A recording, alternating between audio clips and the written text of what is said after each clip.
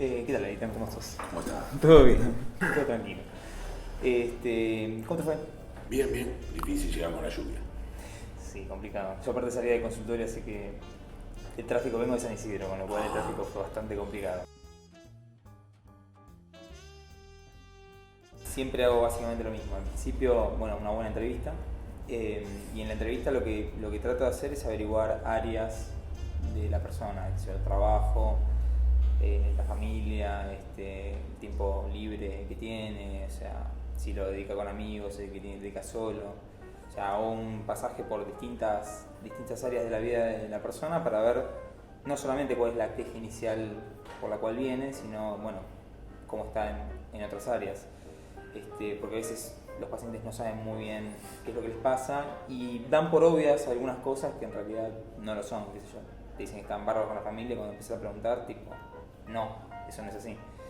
Y generalmente la idea básica de la evaluación es hacer primero una evaluación categorial tipo diagnóstico psiquiátrico, DSM-4, DSM-5 o el manual que sea, que no siempre entra a las personas en criterio, con lo cual sirve hasta ahí para orientarte un poco y saber más o menos qué tipo de técnicas vas a poder utilizar, qué tipo de técnicas no vas a poder utilizar, y bueno, dar una idea al paciente de si es que tiene un diagnóstico de ese tipo, porque lo tiene, y si viene diagnosticado de antes y no tiene ese diagnóstico, explicarle por qué no lo tiene.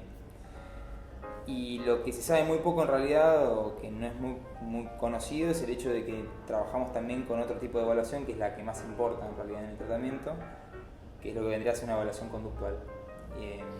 En lo que uno lo que hace es evaluar cada una de las áreas de la persona, cada una de las conductas de la persona, como la emoción, el pensamiento, la conducta en sí misma, la respuesta fisiológica del sujeto, y entender bien qué es lo que hace que esa persona tenga una conducta determinada, porque dos conductas pueden llegar a parecer iguales, pero funcionalmente son totalmente distintas. O sea, yo puedo tener una persona que, por ejemplo, toma alcohol porque le gusta o porque toma alcohol para desinhibirse. La conducta es la misma, pero la función es otra. Entonces, la idea es, de la queja inicial de la persona, entender cuál sería la conducta problema o conducta objetivo y evaluarlo en ese sentido. Bueno, el concepto diagnóstico para los psicoanalistas no es un concepto sencillo, Yo diría primero que para tomarlo con mucho cuidado, yo pensaría en el término diagnóstico como algo móvil, como algo provisorio, y con esa cautela y tal vez un tipo de atención y observación no tan dirigida, aunque uno tiende a hacer algún tipo de recolección en algunas entrevistas preliminares. Básicamente yo me centraría en 2 o 3 puntos. Uno es ver cuáles son las ansiedades que predominan, cuáles son las operaciones defensivas que caracterizan en un momento dado al sujeto que viene a consultar, y tanto en relación a las ansiedades como a las operaciones defensivas, ver cuáles son las intensidades y las cualidades de las mismas. Solo diría yo, en términos de diagnóstico psicopatológico, hay una cuestión que me resulta muy relevante, que es ver cuál es el nivel de fijeza o cristalización de una modalidad de funcionamiento. La falta de movilidad, sea de una conducta, sea de un pensamiento, o sea de algo del orden de la vida anímica, habla de una cualidad psicopatológica un poquito más comprometida. A mayor fijeza, diría yo, el diagnóstico arrojaría, por lo menos presuntivamente, algo del orden psicopatológico un poquito más comprometido. Metodológicamente tampoco es que hay algo que esté definido, y el psicoanálisis, la verdad, que es una disciplina bastante multívoca, pero por lo menos cuento lo que yo hago. Lo que yo hago es tomo una cantidad de entrevistas que podríamos llamar de entrevistas preliminares, que en general son 4 como mínimo y son 8 como máximo, en mi experiencia. Y después de eso, muchas veces tiendo a hacer un parate y hago algún tipo de devolución respecto de lo preliminarmente visto, y de ahí en más se da como algún tipo de indicación terapéutica. Diría que este es el panorama general. Entiendo. Cuando te refieres a ansiedades, perdón, ¿a qué en particular o sea, cómo lo personalizas? O sea, ¿a qué te refieres con ansiedad?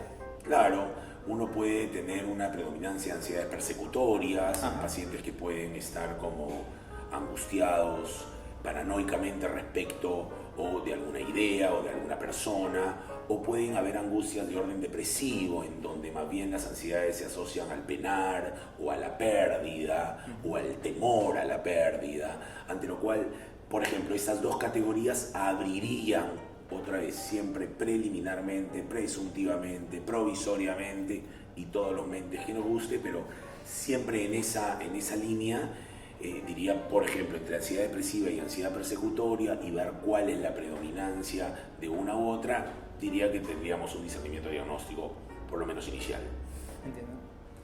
Entiendo. Bueno, cuando algo que yo medio como que en realidad lo di por sentado y no lo aclaré, o sea, que me parece que es importante porque a veces cuando veo, yo soy docente y veo a los alumnos a veces que tienen toda una idea acerca de lo que se hace con un paciente de las primeras sesiones o lo que fuere.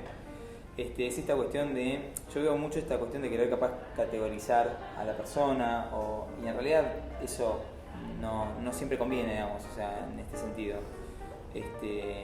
Generalmente cuando ves un paciente la persona sufre de algo, o sea, se queja de algo, al menos se queja de algo, porque por algo va, a menos que lo manden, que pasa también. Sí, por supuesto.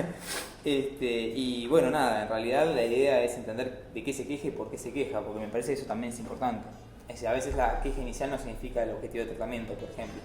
O sea, una persona puede venir pensando que le molesta algo en particular y eso no es del todo así. Un caso que se me ocurre ahora es muchas veces vienen las personas con problemas, por ejemplo, sexuales o problemas de poder intimar con la pareja y demás, y generalmente vienen tratando de que uno les dé una solución, aparte es algo de lo que sufrimos mucho los que hacemos terapia cognitivo-conductual, quieren una solución rápida y como expeditiva, bueno, ahora dame la receta de la felicidad y yo voy y la aplico.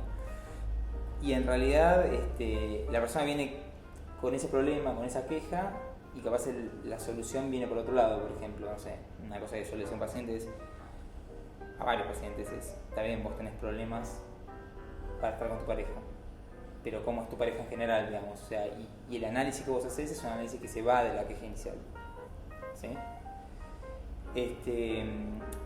En mi caso lo que yo hago es, bueno, evaluar bien, o sea, insisto, qué hace la persona, cómo es la interacción de la persona, y es, como vos decís, más rígido en ese sentido. O sea, es tipo, bueno, qué situación estabas, qué pasaba, qué te había dicho ella, cómo respondieron y demás, y en base a eso veo qué es lo que genera el problema.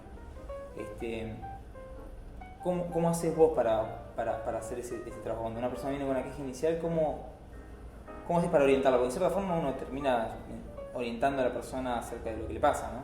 Sí, sí. Mira, yo creo que es un mal de la vida contemporánea, cierta intolerancia a las esperas, a los procesos.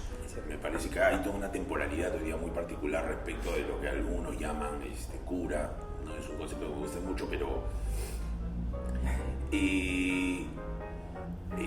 estaba pensando en modelizar esto desde un análisis o desde un motivo de consulta de un niño. Yo soy psicoanalista de niños. Y en general los niños son derivados o por las escuelas o son derivados por los pediatras. Alguna vez hay algunos padres lúcidos que toman registro de alguna, pero no es la mayor cantidad de los casos. En general necesitan alguna tercería, llámese el pediatra, llámese la escuela que derive. Que me parece como interesante modelizarlo a partir de esto, ¿no? El motivo de consulta podría ser, está con problemas atencionales en la escuela o le ha pegado a sus compañeros, o el pediatra podría derivar porque tiene algún tipo de problema en el control esfinterial. Y entonces se hace pis o se hace caca nocturna o diurnamente. Ese es el motivo de consulta. La verdad, al motivo de consulta yo no le doy demasiada atención. Entiendo que es un marco y una referencia inicial, pero le doy una atención bastante moderada. Y en el caso de los niños, a diferencia de lo que uno hace con los adultos, aunque confieso que con los adultos lo he hecho alguna vez también, lo que yo hago es ofrezco juguetes. Ofrezco una caja de juguetes, algunos un poco anacrónicos, como soldaditos de plástico, y ya vienen con su iPad o su tablet algunos. Yo ofrezco todavía ajedrez, cartas, soldaditos. También hay una tablet, yo la ofrezco también. Y a partir de algunas sesiones de juego termino muy lejos del motivo de consulta, original, atendiendo algo de lo que yo te decía en términos de ansiedades o defensas. Y la otra anotación que se me ocurre a partir de lo que me planteas es, yo recuerdo que cuando yo comencé la formación psicoanalítica de niños y la atención psicoanalítica de niños, yo le daba mucho peso a hacer una anamnesis histórica muy rigurosa y detallada. Preguntaba si el niño fue deseado, si era esperado un hombre o una mujer, cuál era el contexto de la pareja en el momento, cómo fue el embarazo, el parto, la lactancia, el control esfinterial, la deambulación, la verbalización. Tenía un listado que Arminda Verasturi me había dado en su momento en alguno de sus textos. La verdad que era maravilloso. Hoy la verdad que tampoco le doy tanto peso a hacer una anamnesis histórica demasiado exhaustiva. Bueno. Perfecto. Y a los pacientes, yo por ejemplo, lo que pasa en muchas situaciones es que yo suelo darles algunas técnicas o ejercicios para hacer. Desde el primer momento, o sea, cuando llegan, lo primero que les doy es un SPEC, que el SPEC es una lista de cosas para anotar, en la que tiene que poner la situación en la que está, la emoción que siente, el pensamiento que tiene y la conducta que hace, para poder entender qué es lo que le está pasando a esa persona en su vida. Esa es la primera intervención que hago cuando alguien viene. Y en base a eso yo planteo el tratamiento. O sea, porque ahí sale realmente lo que pasa. O sea, porque tal cual, como vos decís, o sea, el motivo inicial de consulta o la queja inicial no siempre es lo que te guía en el trabajo, digamos. De hecho, en realidad en muchos casos no haces nada. O sea, no es que no haces nada de lo que tenga que ver con eso, pero la realidad es que el problema viene por otro lado. Y en ese caso nosotros lo que hacemos es trabajar sobre el problema que se mantiene actualmente, digamos. O sea, nos especificamos mucho sobre eso. Entonces, por ejemplo, viene la persona y hago un análisis de ese tipo, y yo lo que hago es darles una devolución, de explicarles por qué pienso que pasa lo que pasa y discutirlo con el paciente. Y después le puedo dar ejercicios, por ejemplo, si la persona necesita poder trabajar ciertas cosas, le puedo dar ejercicios de relajación o ejercicios de relajación por respiración, por relajación muscular o lo que sea, o bueno, técnicas particularmente cognitivas como modificación de pensamientos, para eso tenés que ver si el pensamiento es racional o no, etc. Y después modificaciones capaz que son puramente conductuales. Entonces al paciente le suelo dar técnicas y tengo una base de cómo está la conducta de la persona, las conductas de la persona en ese momento, y lo que yo veo después es un cambio o no. O sea, me fijo a ver si, por ejemplo, la persona quería dejar de fumar menos y bajó la cantidad de cigarrillos, qué sé yo. Cuando vos haces una intervención, me pregunto cómo, o sea, porque básicamente no lo sé, ¿vos qué haces? ¿Cómo le devolves al paciente este tipo de cosas? O sea, básicamente cómo le planteas. Claro, es muy diferente. Primero que nosotros, o para nosotros, yo voy a hablar por mí como psicoanalista, sería una imprudencia estar representando un grupo tan heterogéneo. En general hay un nivel de demanda de cosas muy alta. Los padres, por ejemplo, demandan, oye, ¿qué hago cuando se hace pis en la cama? Lo levanto, lo llevo 3 veces antes de irse a dormir. Por supuesto, también en los adultos piden indicaciones, y ni hablar los adolescentes. Recuerdo, por ejemplo, un adolescente que una vez me preguntó directamente, ¿cómo haces para durar más en tus procesos eyaculatorios? Y te cuento que le devolví. Vale. le devolví que él tenía la creencia en que yo tenía un gran Kama Sutra en mi mente para saber un poco cómo regular mi vida sexual, y que lo que le es difícil a él es vivir sin Kama Sutras y fórmulas o principios generales para ver cómo se eyacula, cómo se estudia, cómo se ama, cómo se elige una vocación. Por ejemplo, para dar cuenta de algún tipo de intervención. Por supuesto me encantaría tener un Kama Sutra a mí también para saber cómo regular, pero en general no se satisface la demanda, por lo menos desde lo que yo entiendo, luego de un periodo o una serie de periodos de entrevistas preliminares, no se satisface la demanda con algunas indicaciones, no se da algún tipo de recomendación, por lo menos yo no suelo hacerlo, salvo haya una situación puntual. Oye, estoy golpeando a mi... Bueno, eso no lo haga. Pero más desde el orden del sentido común. Pero lo que se intenta generar es un campo para poder atender, pensar y sobre todo destotalizar, porque la gente viene con versiones totales. Esto me pasa y me pasa por esto y por esto. La propuesta, creo yo, es un poco destotalizar, complejizar algo que está como un tanto compacto, muy simplificado. Y es verdad que a veces esa tarea de complejización o destotalización no siempre es tolerada, ante lo cual luego de un buen proceso diagnóstico muchos se van muy insatisfechos porque venían con una versión, se ha destotalizado y no se quedan contentos, ¿no? Bueno, en eso estoy totalmente de acuerdo. De hecho, o sea, yo también hago eso. O sea, si viene un paciente y me llega a plantear lo que te planteó vos, este chico, básicamente le diría, ¿por qué pensás que necesitas durar más? Punto número uno. O sea, ¿cuál es la causa o el motivo por lo cual te parece que esto más o menos no es algo que en este tipo de cosas se pueda plantear tan, ¿cómo se dice?, linealmente o estructuradamente, digamos? O sea, depende de si tu pareja sexual en ese momento, si vos podés tener un... Primero nada, si tiene lógica lo que estás pensando, qué sé yo. A mí me ha pasado, me acuerdo del caso de una...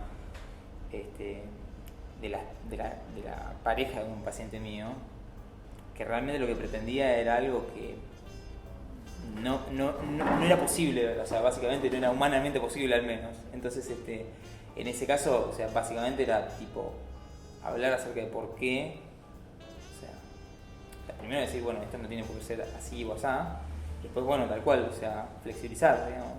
O sea, el problema es otro, digamos, o el interés es otro, digamos.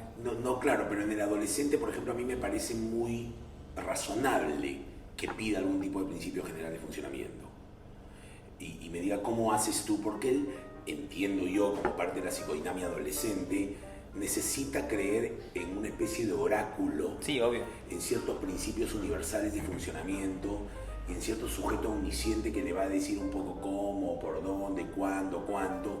Y me parece que el sufrimiento tiene que ver con la caída de los oráculos o la caída de estos personajes omniscientes o héroes idealizados que puedan ser los padres, algún maestro o un psicoanalista que todavía no ha sido registrado en su condición de deterioro. Pero lo que sí creo que es muy razonable que alguien demande, oye, ¿cómo haces?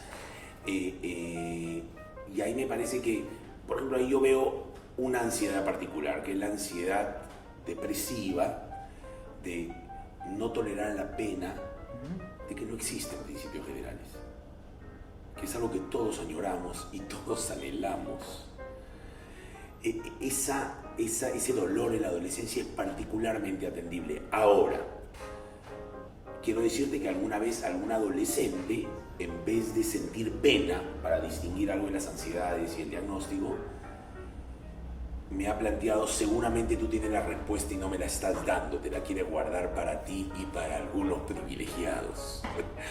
Entonces ahí apareció más bien una ansiedad de orden persecutorio, y la idea que yo tenía, no estaba dispuesto a abandonar la idea de oráculo. Lo que quería era mantener la idea de oráculo y esto tenía como costo la sensación de que yo tenía pues cierta información que no le estaba dando. Iba y se quejaba con sus padres, Eitan no me dice y sabe qué decirme pero no me lo dice. Y los padres hacían sus reclamos también. ¿Qué no le estás diciendo que te está pidiendo? Anduvo bien ese tratamiento. En general anduvo bien. Ahora, yo una cosa que haría es descartar que no tenga eyaculación precoz, por ejemplo. Porque por capaz te pide Sí.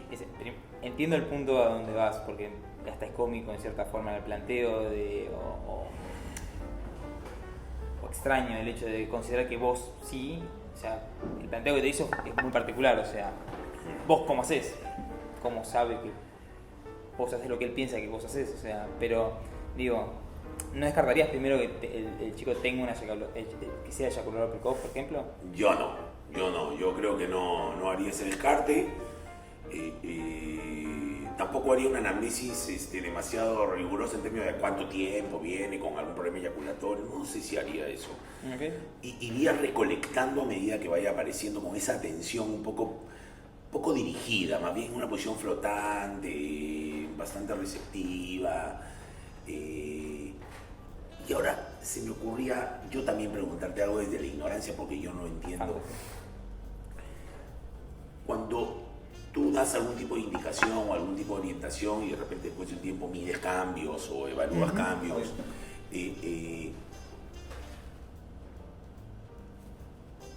¿cómo se piensa la idea de si los cambios van a ser sostenibles en el tiempo o no?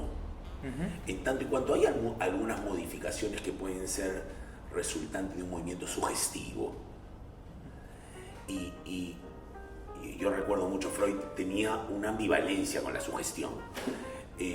Pero bueno, la sugestión muchas veces ha sido pensada como un movimiento de transformación, de generación de mutación, pero que era dudoso en términos de su sostenibilidad en el tiempo. ¿Cómo lo ves? A ver, ¿cómo...? O sea, a ver si la modificación... Bueno, que tiene que perdurar, o sea, básicamente esa es la cuestión. O sea, por eso tampoco es que son tratamientos súper rápidos, porque es una tontería pensar en un tratamiento mágico y veloz. O sea, en realidad, justamente lo que haces es un seguimiento del paciente. Si los cambios que si las técnicas que vos hiciste, primero que nada hay una cuestión, creo que una parte que es la base de la terapia es la psicoeducación. Claro. La persona entienda lo que pasa, es lo más importante.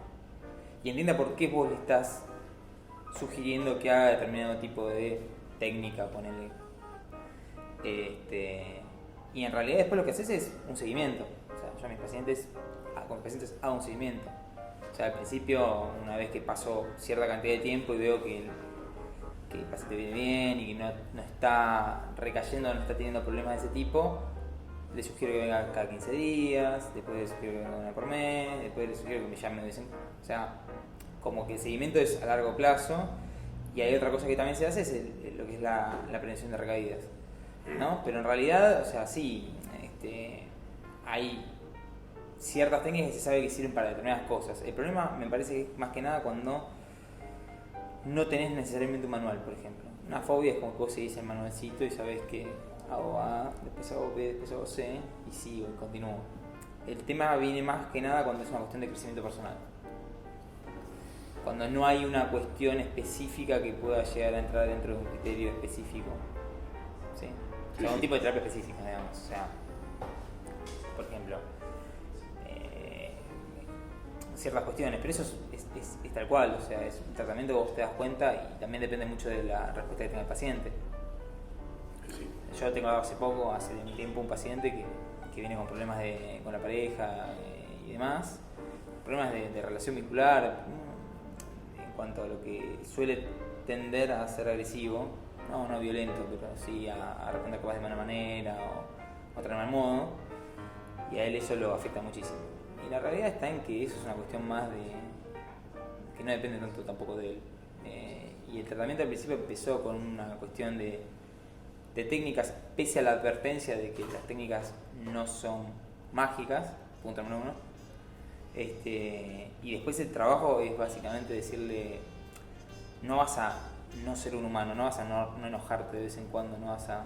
Y en este caso es un paciente que viene seguido y las técnicas funcionan hasta ahí, porque era obvio. O sea, las técnicas le dan algún marco de trabajo y demás, pero de cierta forma esto es algo que tiene que aprender con el tiempo y con otras cosas. Bueno, una de las cosas más importantes que uno hace es dar una buena psicoeducación. La psicoeducación es explicarle al paciente el problema y en el caso, por ejemplo, de que el paciente tenga una fobia, explicarle qué son las fobias, o sea, cuál es la frecuencia que tienen, o sea, en el resto de la población, sacar un montón de mitos que se tenga la persona referida al tema, básicamente darle una evolución y conciencia de lo que le pasa, digamos, y también explicarle que eso me parece que es importante,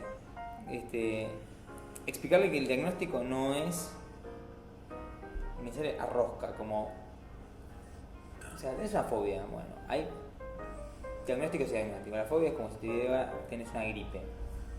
Si te digo que tenés esquizofrenia, o te digo que tenés bipolaridad, o te digo que tenés un trastorno más de orden biológico, ¿sí? En el sentido de que vos sabés que son más reticentes al tratamiento, ya es otro tema, digamos, tenés otro tipo de problemas.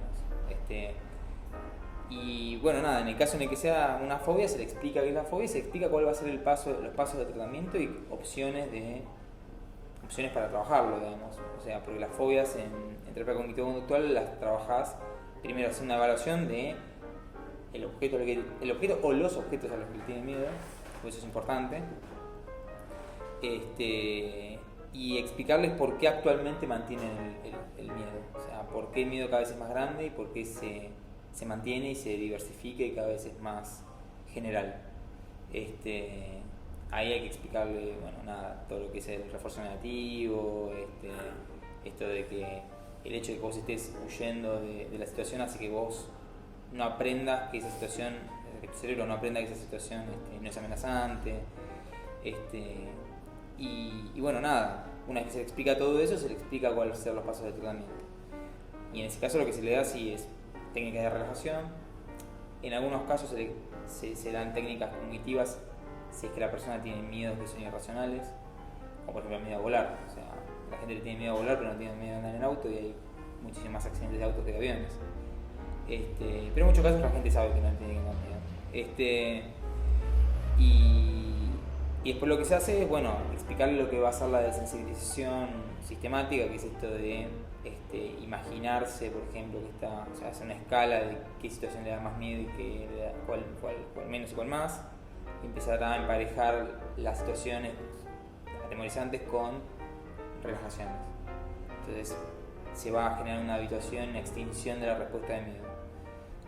Se le explica eso, va a durar una determinada cantidad de sesiones, y una vez que pasa por todas esas situaciones, ya sea en vivo o por imaginación, depende de la fobia, se hace lo que se llama prevención de recaídas, que básicamente implica explicar lo que le puede llegar a pasar, que capaz en algún momento puede volver a tener miedo, es normal, y qué puede hacer en esa circunstancia, para que justamente no vuelva a tener el mismo problema, digamos, ¿sí? Bueno, básicamente eso.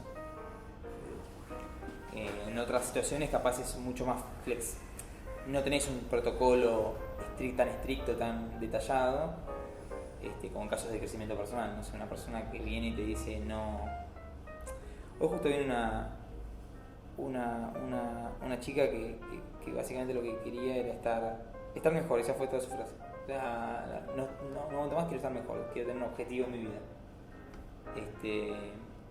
No estudia, no trabaja, no está en este momento haciendo nada. Y ahí es un poco más complicado porque yo ahí no puedo agarrar y decirle, no, mira, hace tal técnica. Porque básicamente no sé para dónde quiere ir ella, ni para dónde podemos ir tampoco. Entonces en ese caso yo no me puedo, la psicoeducación que puedo hacer es muy limitada en un principio. Primero tengo que entender qué es lo que quiere o a dónde le gustaría llegar. Entonces en ese tipo de casos es más difícil. Y ahí creo que es donde el tratamiento se vuelve más flexible, porque, bueno, nada, o sea, es entender por qué está así ahora, y bueno, acercarlo a los valores que ella tiene, a lo que ella le parece que es positivo, que quiere hacer, que quiere realizar, ¿no? Y en ese caso, bueno, veremos, a ver, la verdad que no tengo ni idea, o sea, vino hoy y no sé cómo va a seguir. Lo que sí le dije es, como única tarea, entre comillas, es fíjate, o sea, pensá qué te gustaría hacer. O sea, sos joven, pensá qué te gustaría hacer o qué te gustaba hacer antes y cuál es tu objetivo, porque básicamente el problema que está teniendo es esto de que como que la familia no está muy de acuerdo con lo que a ella le gustaría hacer, ¿sí? O sea, le gustaría estudiar una carrera específica y a la familia no le gusta esa carrera. Entonces, bueno, nada, ahí hay un montón de cosas para trabajar. Obviamente que voy a poder hacer técnicas o sea, enseñarle habilidades sociales para poder marcar límites y qué sé yo, pero eso no va a solucionar el problema, digamos. O sea, tiene que vivir en última instancia. Pero nada, esa creo que es la diferencia en los distintos tipos de tratamiento de acuerdo a si vos haces un diagnóstico, por ejemplo, categorial o no. O que no significa nada, porque puede una persona venir con una fobia y después tipo, te das cuenta que hay un montón de problemas más atrás y tipo, la fobia es el menor de los males, digamos. Y ahí también haces una intervención de otro tipo.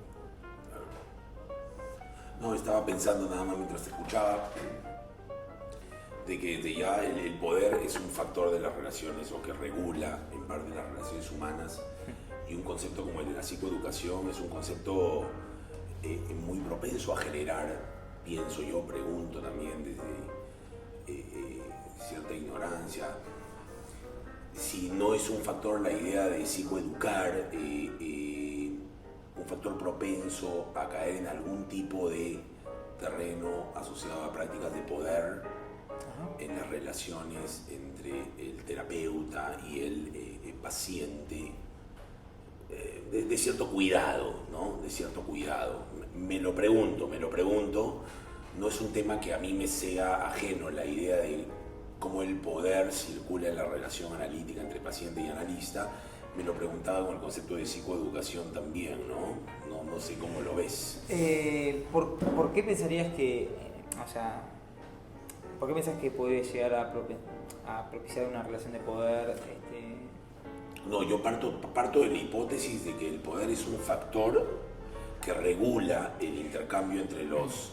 Ahora, por supuesto, hay grados, intensidades, cualidades, y por supuesto una de las vicisitudes más problemáticas de eso es la violencia, en donde al otro se le desconoce como sujeto singular, individual, se le saca un poco condición subjetiva, personal, singular, particular. Me pregunto con la psicoeducación si una vicisitud, un destino problemático posible no podría ser cierto desconocimiento de los estilos, tiempos, ritmos, formas más singulares, particulares en términos subjetivos, y además una idealización alta respecto de las técnicas. Finalmente, los terapeutas están investidos en el imaginario de los pacientes en cierto lugar de saber, de poder, pero bueno, esto puede tener como vicisitudes diversas. Por eso preguntaba, el concepto de educación es un concepto ahí... Lo que pasa es que la psicoeducación implica todo eso también, o sea, va por ahí también el tema. O sea, cuando yo hago psicoeducación y siempre le digo a los pacientes, o sea, sí, vos venís, porque muchas veces vienen diagnosticados ya con una fobia o lo que sea, tipo, es que esto que yo te comentaba, o sea, está bien, buenísimo, o sea, tenés una fobia, fantástico, bueno, tenés la fobia igual que Mengano tiene una fobia, ¿sí? Y en el manual diagnóstico vos podés ver todos los criterios de una fobia, fantástico, pero vos sos vos, y a vos ese problema te afecta de una manera específica, y vos mantenés ese problema también por una cuestión muy específica que te hace esta persona individual. Yo creo que eso es también importante cuando vos haces la psicoeducación. O sea, psicoeducar es también explicar, o que parte de la psicoeducación es algo que se crea en la interacción con el terapeuta, digamos, porque es fundamental. O sea, es un ida y vuelta. Pero básicamente explicarle de flexibilizar la cabeza en general, porque me parece que eso es importante, y eso es parte de la psicoeducación. O sea, parte también de desmitificar, que eso me parece también fundamental, el efecto que tiene la terapia, o sea, la efectividad, por ejemplo, que tiene la terapia. La terapia tiene una efectividad, ponerle que yo hago el protocolo exacto. La efectividad no es magia, o sea, insisto, no es magia. Entonces, vos podés caer poner que tiene una efectividad del 80%, vos podés caer en el otro porcentaje y no funcionar, y eso tiene que ver con muchas cosas, o sea, ¿se entiende? O sea, me parece que es importante también, o sea, hacer que el paciente entienda realmente el diagnóstico, si es que hay, y entienda realmente el diagnóstico si es que no lo hay, pues eso me parece también es importante. O sea, hoy vino la madre de un adolescente que yo traté y que pensaban que tenía un trastorno específico. Me costó muchísimo más explicarles que no entrar en criterios, explicarle a otro paciente capaz que sí podría tener un problema. ¿Cómo que no tiene una patología? No tiene una patología tipo de diagnóstica. Tiene algo que te aqueja a vos, te aqueja al colegio, y en menor medida lo aqueja a él. ¿Se entiende? Ponele. Yo me voy a centrar en lo que le aqueja a él. Entiendo que al colegio le aquejan determinadas cuestiones y que todos quieren que ese niño sea ese niño ideal, pero no. Y esto es algo que me parece que también está en la psicoeducación, ¿no es cierto? Tu hijo no va a ser perfecto.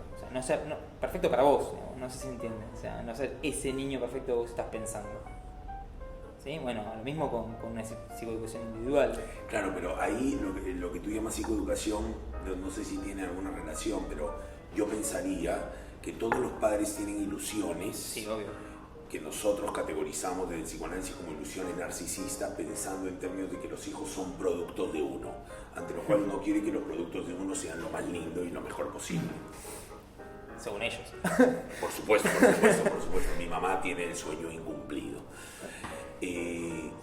No obstante, uno tendría que pensar ahí, no estoy seguro si esto es lo que tú llamas psicoeducación, ¿no es importante trabajar con la desilusión narcisista de los padres? Sí, totalmente. Cuando un hijo no corresponde a aquella ilusión desde la cual ha sido investido, mi hijo el doctor, yo te crié para que te cases con una chica así, no con una chica así, para que vivas acá y no vivas lejos, o para que tengas tal peinado y no, lo que sea.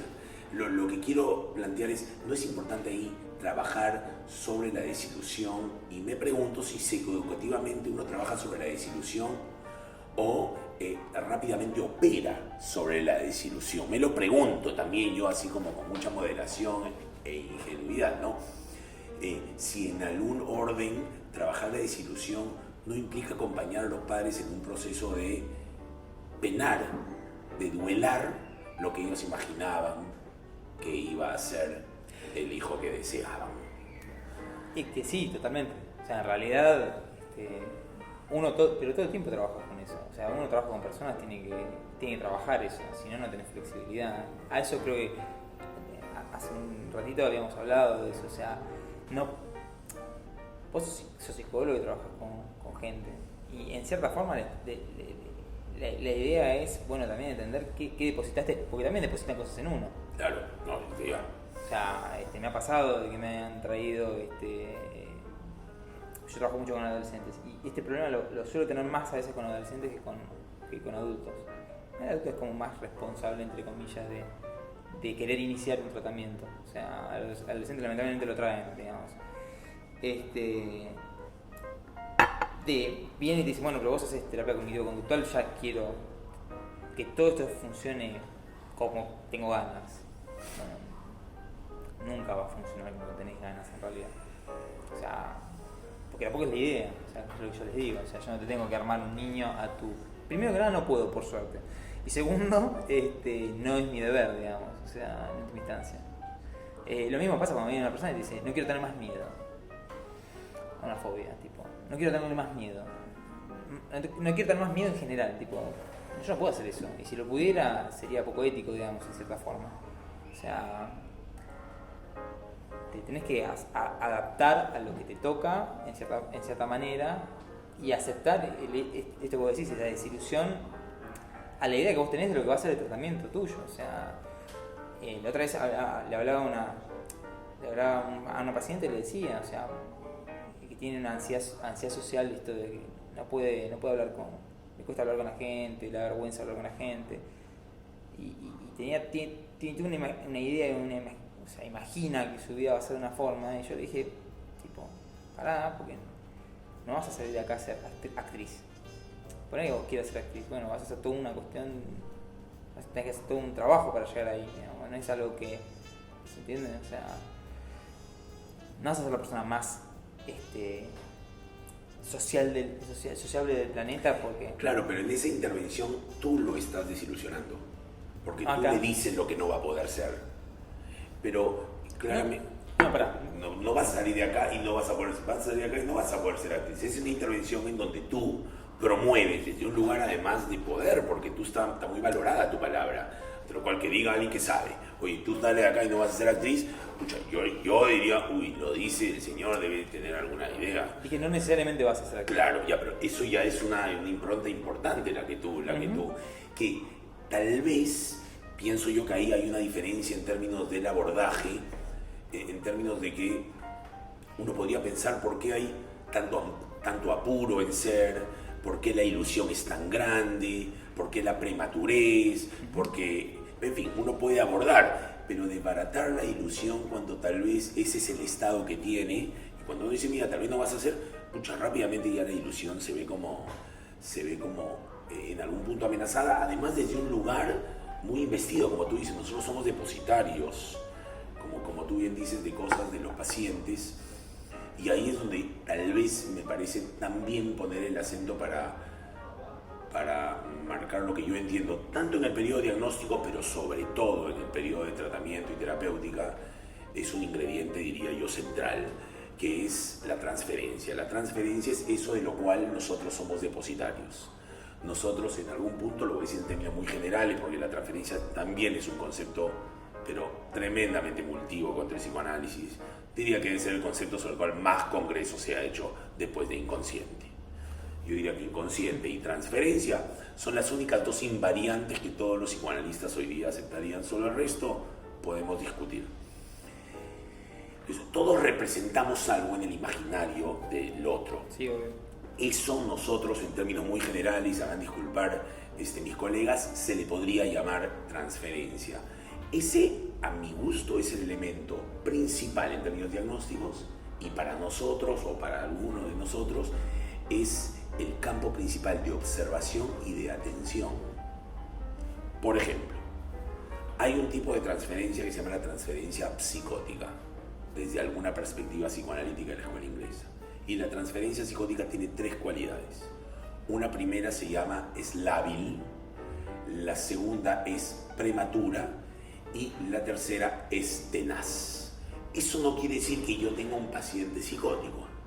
Sí quiere decir que tengo una modalidad de depositar que se ha cualificado como psicótica. ¿Qué quiere decir un movimiento lábil, precoz o prematuro y tenaz? Prematuro sería, te vi y a los 5 minutos ya supe que tú eres el analista que yo necesito y tú me vas a sacar de todos mis problemas. Eres un capo, ya te vi. Lábil, a los 20 minutos sabes que me pareces de una torpeza terrible y 15 minutos después volviste a recuperar mi absoluta confianza. Esa es la habilidad que podría suceder en 40 o 50 minutos de sesión. Y la tercera condición, que es la tenacidad, es yo vengo aquí y tú vas a hacer y lo que tú me digas y se apegan y se aferran con una tenacidad. Entonces me has dicho esto, yo salgo de aquí y lo voy a tomar como palabra sagrada. Ese nivel de 3 rasgos transferenciales que dan cuenta de qué lugar ocupamos en el imaginario podría ser tanto diagnósticamente como a nivel de la intervención. Yo entiendo desde el psicoanálisis elementos centrales en términos de la intervención, elementos centrales. Y me pregunto, si cuando uno interviene, por ejemplo, ¿no? Oye, tal vez sales de acá y no, si eso puede ir tal vez en interferencia de esos despliegues que yo doy a llamar transferenciales desde mi óptica, por supuesto, ¿no? No, yo creo que una cosa es, a ver, porque me parece que es importante porque si no se puede prestar a confusión. Una cosa es darle a la persona, darle esperanza a una persona, porque vienen muy esperanzadas en algunas situaciones. Darle esperanza además me parece que es poco prudente. A eso iba yo. Ajá. Más que nada, o sea, porque aparte no siempre es un deseo real de la persona. Porque si fuera un deseo real uno va a hacer todo lo posible como terapeuta para que la persona llegue a ser en ese sentido eso. Si la persona tiene ganas de hacer eso, pero lo decía más como una cuestión de darle falsas esperanzas, punto número 1. O sea, aclarar básicamente desde el vamos que del vamos no es que la primera sesión, la segunda sesión, la tercera sesión no lo hace. O sea, uno tiene que saber cuándo lo puede decir, cuándo es necesario que la persona lo escuche. No siempre se hacen ese tipo de intervenciones porque no funciona. Pero lo que digo es,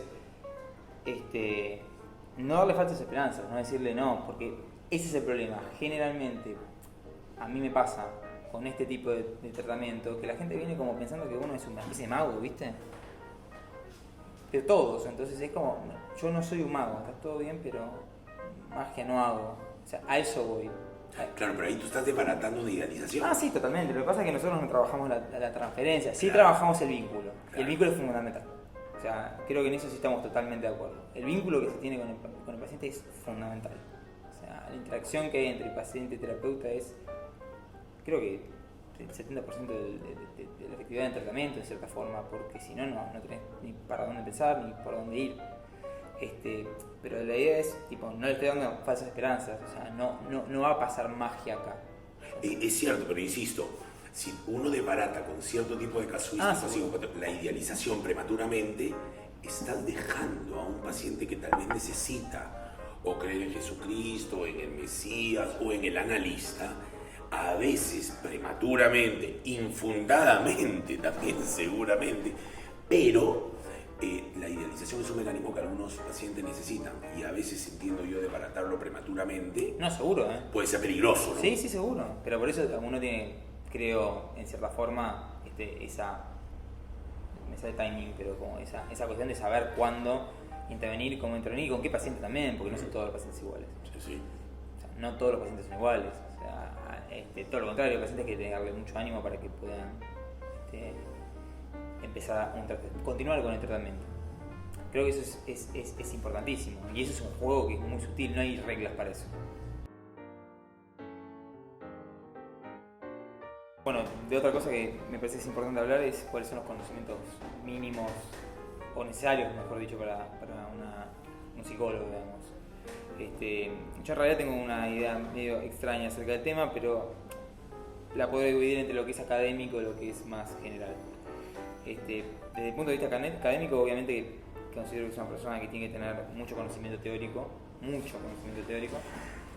de psicología y en general, de todas las ramas que pueda. Conocimiento de neurociencias me parece fundamental, porque el funcionamiento cerebral es fundamental para poder entender mejor la conducta. Y después, esto ya sí es una opinión bien personal, me parece, el psicólogo tiene que tener mucha cultura general, pero porque me parece que es importante que un psicólogo tenga mucha flexibilidad de pensamiento. Un psicólogo tiene que poder entender la pluralidad de opciones de tipo de vida, de formas de vivir y demás. Entonces, para mí un psicólogo tiene que estar muy educado en ese sentido, o sea, tener un conocimiento general que le permita tener esa flexibilidad, digamos, o sea, de pensamiento, cosa de no dividir las cosas entre normal o no normal, o patológico o no patológico, o bueno, esto es así, o sea, sino tener una visión más amplia de ver, bueno, hay muchas formas de vivir la vida distintas y no necesariamente esas son malas. ¿Vos qué opinas al respecto?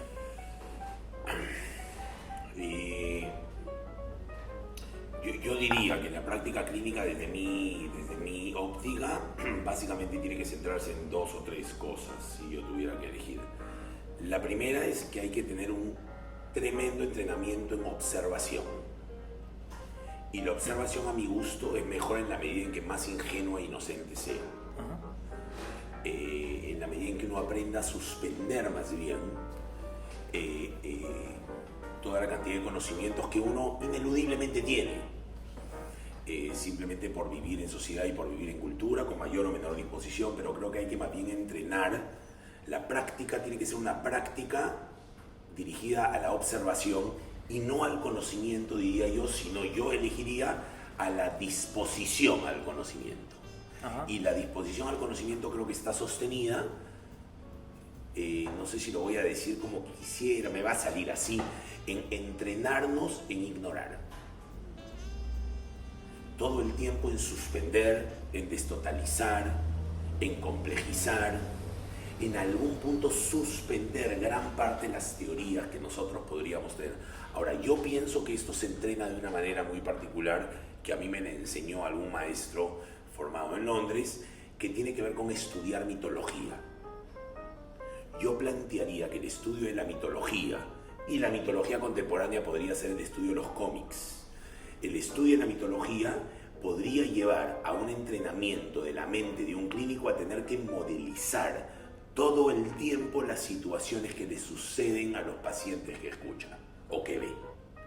Entonces, pienso yo que si bien por supuesto tendría que haber algún tipo de mínimo requisito de cuestiones éticas, aunque yo también haría toda una ética del sacrilegio y la profanación para evitar que se sacralicen ciertas cosas en las prácticas, porque hablábamos hace un rato, las sacralizaciones en la práctica han sido muy, muy dañinas, han generado dogmatismos, han dicho entonces eres parte de o no eres parte de, acabas de hacer algo que o acabas de transgredir. Esas sacralizaciones siempre han sido problemáticas, así que yo entrenaría en observación, en una mitopoiesis, hacer mitología, modelizar en imágenes permanentemente como observador clínico, así como un médico ve 38 millones de tumores para saber cuáles son las categorías tumorales, nosotros deberíamos ver 500 millones de sueños, de mitos, de cómics con todas sus variantes, casi lúdicamente. Y por supuesto cierta ética mínima y una ética del sacrilegio y de cierta dosis de profanación. Esta sería mi propuesta, entiendo que no sé si es tan implementable. Sí, no, en realidad, a ver, yo creo que en algo estamos de acuerdo. O sea, el psicólogo tiene que tener flexibilidad de pensamiento. Y en cierta forma me parece que eso es fundamental. En cuanto a la observación, sí, estoy de acuerdo. O sea, el psicólogo tiene que ser muy observador. Creo que tiene que observar más de lo que habla. O de lo que ve, lo que quiere ver. Claro. ¿Se entiende? O sea, sí, por supuesto. Porque eso también es importante. O sea, a veces uno no puede evitarlo, sesga la forma en la que observa la realidad. Por eso ciertos pacientes con los que capaz no puedes trabajar, porque no lo estás viendo. O sea, no lo puedes ver por una cuestión personal tuya, por un montón de cuestiones, o sea, no lo puedes ver. O sea, y eso me parece que es importantísimo. Yo en eso lo rescato muchísimo. Te voy a contar una historia. Yo hice una de mis residencias, yo hice dos, pero una de mis residencias la hice en un hospital oncológico. Y en el hospital oncológico mi jefa me manda a atender a un hombre croata que había participado activamente en la Segunda Guerra Mundial apoyando a los nazis, porque parte del pueblo croata apoyó activamente a los nazis. Y yo tuve familiares que murieron en campo de concentración, ante lo cual me manda a atenderlo y yo le dije a mi jefa, no voy a ir a atender a este señor. Claro. ¿Por qué? Porque me parece un hijo de su madre.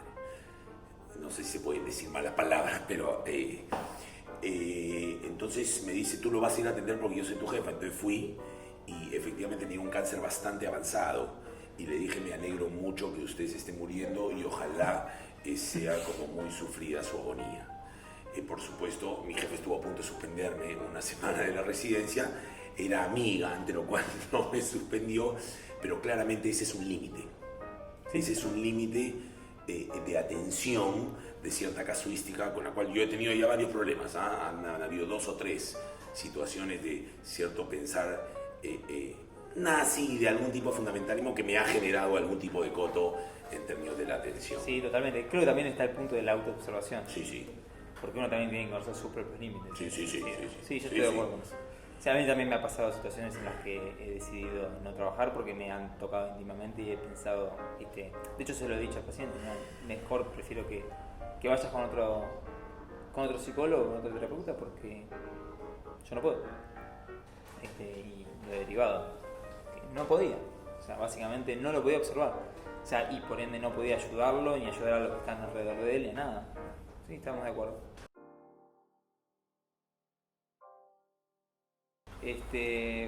Bueno, otro tema que me parece también es importante es si hay o no hay cura. En lo personal es una palabra que me suena muy fuerte, cura. O sea, mejoría me gusta más. O sea, no estoy de acuerdo con decir que curamos a nadie. No sé qué opinas vos al respecto. Yo te voy a decir como decía Deleuze. Deleuze, cuando le preguntaban alguna cosa y decían, a ver, defínete un concepto, y él decía, primero voy a comenzar un rato contándoles qué no es. Y yo creo que finalización o cura no implica remisión sintomática. La remisión sintomática no es un indicio de que un tratamiento se haya terminado, ni siquiera diría yo que haya evolucionado, porque pueden haber ciertas pseudoadaptaciones también o adaptaciones a las consignas analíticas. Si yo tuviera que pensar qué es un indicio de cierto movimiento en un tratamiento, yo diría básicamente, a diferencia de lo que dijimos al comienzo, que es la fijeza, la inmovilidad, la lubricación de funciones mentales, la ampliación de la conciencia, cierta a veces capacidad de verbalización de los conflictos podría ser algún indicio de movimiento. Ahora, yo voy a hacer esta enunciado, no sé si tú estás de acuerdo con esto. Yo pienso que el análisis, por lo menos desde mi perspectiva, es un proceso interminable, es infinito. Conceptualmente, en tanto y cuanto uno puede investigar factores y funciones toda la vida, porque además los factores y las funciones se multiplican permanentemente y diría hasta en progresión geométrica. No obstante, creo que es pertinente que en algunos momentos el dispositivo analítico paciente-analista pueda decidir compartidamente ser interrumpido en un momento dado. El tiempo metodológico no tiene por qué ser infinito, mientras que la función psicoanalítica sí diría que es interminable e infinita. Okay. Sí, no, nosotros creo que en ese sentido es la diferencia, una diferencia importante. Yo no estoy del todo en desacuerdo en realidad con lo que planteas. O sea, creo que de hecho, o sea, uno puede plantearse como objetivos de desarrollo personal, ¿se entiende? Y eso no termina nunca. O sea, por eso me parece que un alta definitivo no existe. O sea, como nosotros trabajamos más yo trabajo más como objetivo, digamos, digo, bueno, de hecho me ha pasado, o sea, tengo pacientes que han empezado con un objetivo y siguieron con otro, siguieron con otro, siguieron con otro, siguieron con otro, y hace un año, por ejemplo, 2 años que siguen viniendo y seguimos trabajando un montón de cosas. Y si yo te tengo que ser sincero, no creo que estén para un alta, porque lo que ellos quieren mejorar hay para seguir mejorando. Entonces, supongo que en algún momento, bueno, la persona decidirá tipo no continuar con el tratamiento porque ya llegó a lo que él quería, o yo consideré que capaz, y se lo plantearé, que eso es muy flexible, digamos, o sea, ¿qué quieres hacer? Yo se lo planteo mucho a los pacientes que vienen con una fobia, por ejemplo, o algo por digo fobia porque es el caso más simple, ¿no? Está bien, terminaste esto, ¿querés continuar? ¿Querés trabajar otra cosa? ¿Tenés algo? O se lo sugiero en el caso en el que me parezca que puede llegar a tener que trabajar algo. Y en ese caso dependerá de la persona, digamos, o sea, qué se hace.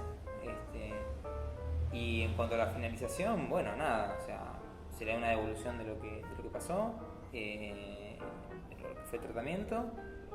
Si es un tratamiento, por ejemplo, muy estipulado, se le hace lo que yo había comentado antes, de lo que es prevención de recaídas, cosas de que sepa qué hacer después, pero nada, en realidad sí, tal cual, o sea, yo tengo pacientes que han venido y se han ido, y han venido y se han ido en determinadas ocasiones porque la vida es así, o sea, es un continuo que va modificándose todo el tiempo, entonces te vienen a consultar de vuelta porque me parece fantástico eso. Entonces en ese sentido sí creo que estamos bastante de acuerdo en el tema. Todo tiene que ver con qué quieres tratar, ¿no? O sea, que quieras trabajar, mejor dicho. Mis términos diría, ¿cuán dispuesto está a conocer? Totalmente. También me parece que no es necesario mantener un tratamiento cuando de parte del paciente no hay interés con seguir, ¿se entiende?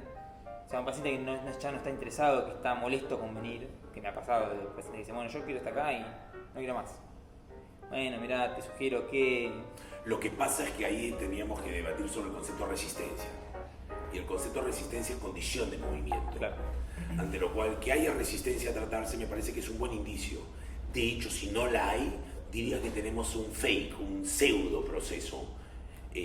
La resistencia es condición de movimiento. Hay intensidades y hay cualidades resistenciales. Si la intensidad y la cualidad resistencial es excesiva, a eso nosotros le llamamos impas. Mientras que la resistencia es motor, es permanentemente motor, y te diría no solo motor, sino guía del tratamiento. Pregunta, ¿y cómo trabajas con la resistencia en ese sentido?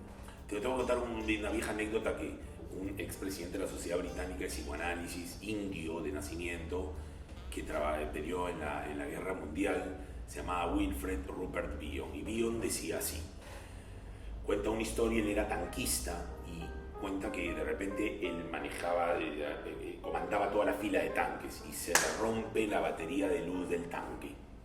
Entonces se queda sin luz y tenía a los alemanes de frente, entonces le disparaban y salían chispas adentro del metal de la carcasa del tanque.